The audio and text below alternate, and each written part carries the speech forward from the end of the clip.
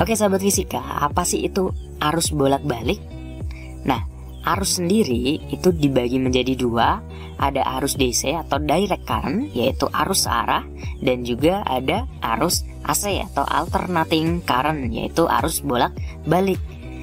Arus DC itu contoh sumber arusnya yaitu dari baterai, aki, elemen volta. Sedangkan arus AC contoh sumber arusnya yaitu generator atau listrik dari PLN. Nah, ciri sumber arus DC, baterai, aki, elemen volta itu cirinya mereka mempunyai kutub positif dan juga kutub negatif. Nah, itu tadi contoh-contoh sumber arus DC maupun arus AC. Nah, yang namanya listrik, arus itu kan bisa diukur ya kan? Nah, alat ukur listrik kita mengenal ada beberapa alat ukur listrik nih. Ada ampere meter dan juga ada voltmeter ya kan? Ampere meter itu digunakan untuk mengukur arus listrik, voltmeter itu digunakan untuk mengukur tegangan listrik. Nah, berbicara mengenai ampere meter dan voltmeter, nanti nilai yang terukur oleh ampere meter maupun voltmeter itu kita namakan dengan istilah nilai efektif. Nah, Pak, emang ada lagi alat yang lain. Nah, untuk arus AC atau arus bolak-balik itu nanti ada alat ukur lain lagi. Nah, karena arus dan tegangan AC itu nilainya selalu berubah-ubah. Nah, nilai maksimumnya itu nanti dapat kita ukur atau dapat kita lihat menggunakan alat yang namanya osiloskop. Apa sih itu osiloskop? Nah, osiloskop itu suatu alat ukur listrik untuk mengukur arus dan tegangan AC. Jadi nanti itu bentuknya berbentuk gelombang, atau kalau kalian mungkin pernah melihat alat yang ada di rumah sakit yang digunakan untuk mendeteksi detak jantung, ya enggak? Nah, itu kan bentuknya kayak gelombang gitu. Nah, sekilas osiloskop tampaknya hampir mirip dengan alat yang ada di rumah sakit itu. Jadi nanti bentuknya adalah dalam bentuk gambar gelombang gitu. Nah, berbicara mengenai arus dan tegangan AC nih.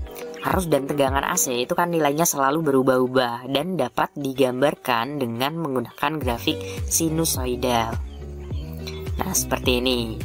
Atau dapat dinyatakan dalam persamaan. Untuk persamaan tegangan AC itu dapat dituliskan V sama dengan V max sin omega T.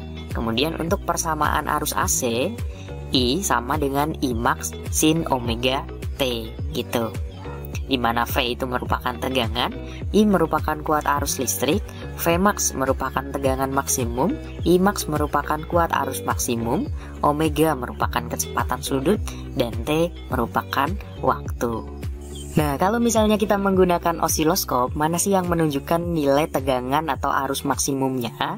Jadi, nilai maksimumnya itu kita bisa melihat pada puncak gelombangnya atau puncak grafiknya ini. Jadi misalnya ini dari grafik tegangannya, nilai maksimumnya itu ditunjukkan oleh puncak gelombangnya ini. Misal puncak gelombangnya ini kok menunjukkan di angka 4, oh berarti tegangan maksimumnya itu nilainya 4 volt gitu. Nah, kemudian di sini tadi ada yang namanya nilai efektif gitu kan. Nah, kuat arus atau tegangan efektif itu adalah kuat arus dan tegangan yang terukur oleh ampere meter atau voltmeter. Jadi yang terukur oleh ampere meter atau voltmeter itu adalah nilai efektifnya. Sedangkan yang terbaca pada osiloskop itu adalah nilai maksimumnya gitu. Nah, untuk kuat arus efektif itu dirumuskan I efektif itu sama dengan I maksimum dibagi akar 2. Kemudian untuk tegangan efektif itu dirumuskan V efektif sama dengan V maksimum dibagi akar 2 gitu. Nah, sahabat fisika, apa sih itu rangkaian RLC?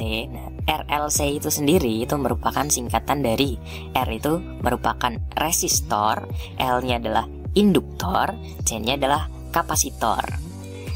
Nah, sebelum kita membahas untuk rangkaian RLC yang kita gabung, resistor, induktor, dan kapasitor, kita bahas dulu nih. Yang pertama ada rangkaian resistor murni atau rangkaian resistif.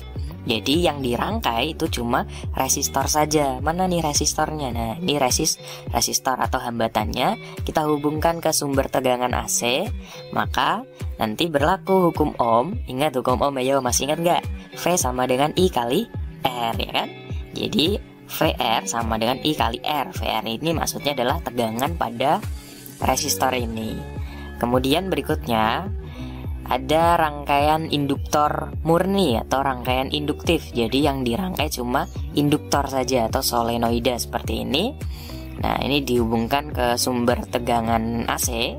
Nah, ketika induktor dihubungkan ke sumber tegangan AC, maka induktor ini dia akan berlaku sebagai hambatan. Nah, hambatan pada induktor itu disebut dengan istilah reaktansi induktor atau dinotasikan dengan XL. Nah, di mana nilai XL itu sama dengan omega dikali L. Nah, sehingga hukum ohmnya jadi gimana nih? Nah, hukum ohmnya yang tadinya V sama dengan I kali R, ya kan? Karena di sini hambatannya bukan R tapi XL, jadi R-nya kita ganti XL. Jadi V sama dengan I dikali XL gitu. Jadi tegangan pada induktor itu dirumuskan VL sama dengan I dikali XL. Berikutnya yang ketiga ada rangkaian kapasitor murni atau rangkaian kapasitif. Jadi yang dirangkai cuma kapasitor. Nah, ketika kapasitor ini kita hubungkan ke sumber tegangan AC seperti ini, maka kapasitor ini dia akan berlaku sebagai hambatan. Nah, hambatan pada kapasitor itu disebut dengan istilah reaktansi kapasitor atau XC. Nah, di mana nilai XC itu sama dengan 1 per omega C. Jangan kebalik ya. Jadi kalau XL itu omega dikali L, kalau XC 1 per omega C. Oh, yang pakai seper itu yang WC. Gitu. Nah, kemudian jadi hukum ohmnya jadinya gimana nih? Tadinya V sama dengan I kali R, ya kan? Karena hambatannya bukan R tapi XC. Jadi V sama dengan I dikali XC gitu. Oh, jadi tegangan pada resistor itu V sama dengan I kali R. Kalau pada induktor V sama dengan I kali XL. Sedangkan kalau pada kapasitor I kali XC gitu.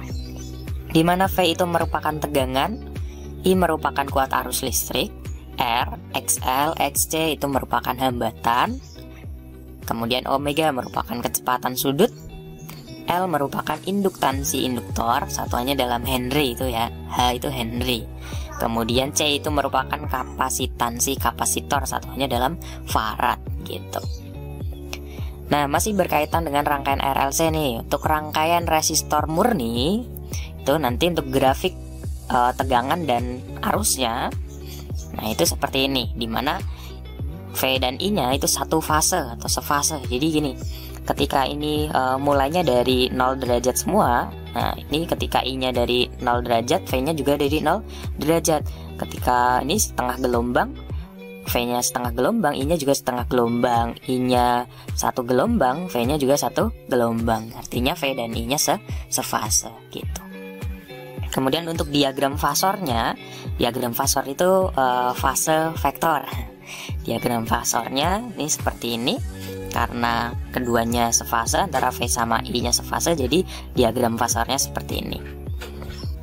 Next, yang berikutnya untuk rangkaian induktor murni atau rangkaian induktif, itu grafik V dan I-nya itu seperti ini, dimana V mendahului I sebesar 90 derajat gitu ya. Atau biar lebih mudah gini nih, kita lihatnya, kok tahunnya V mendahului I. Nah, kita lihat nih. Oke, yang V itu kan yang grafik warna biru, yang I yang grafik warna kuning itu kan.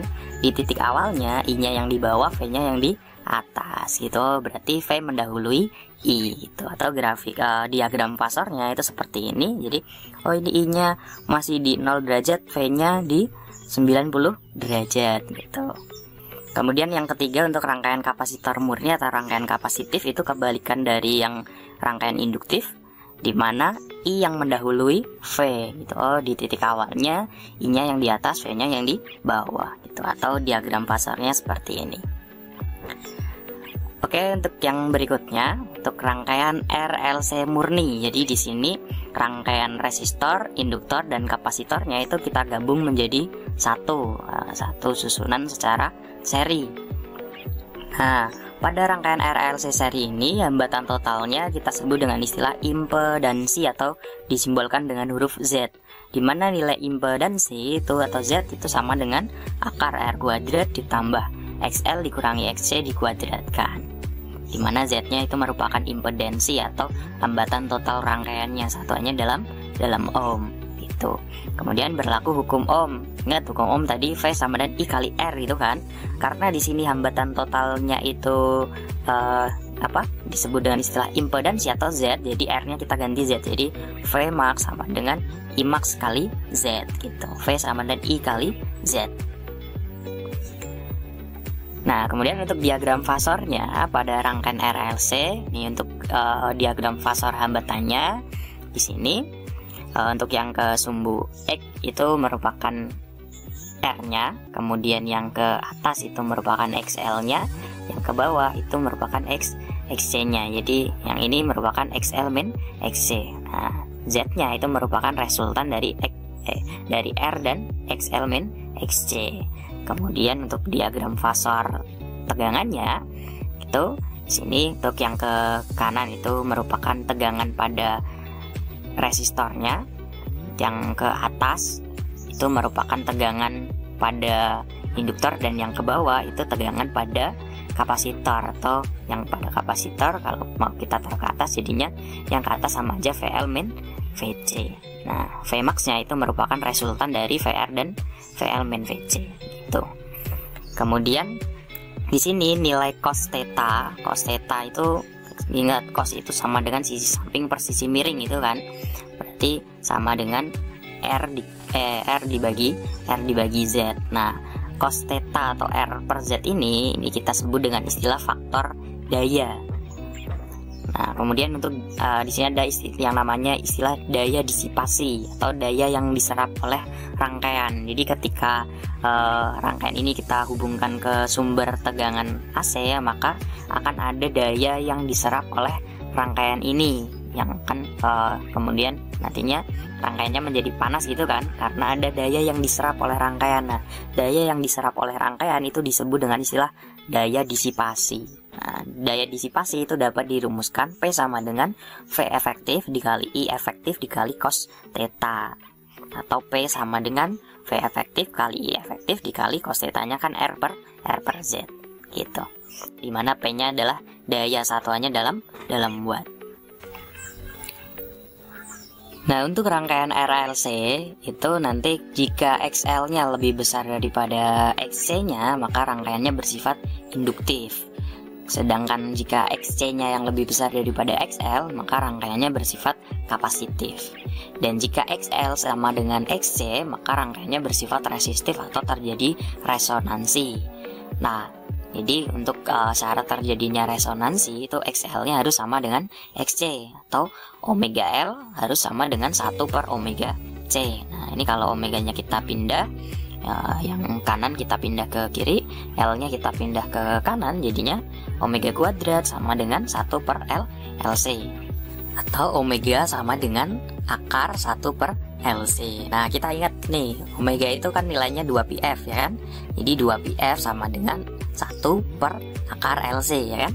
Akar 1 kan 1, akar LC kita nggak tahu. Jadi 2πf sama dengan 1 per LC, atau F berarti sama dengan 2pi-nya pindah ke ruas kanan, jadi F sama dengan 1 per 2pi akar LC. Nah, F sama dengan 1 per 2pi akar LC ini merupakan frekuensi kalau terjadi resonansi gitu, dimana F merupakan frekuensi satuannya dalam S, L-nya adalah induktansi induktor satuannya dalam Henry, dan C merupakan kapasitansi kapasitor satuannya dalam Farad.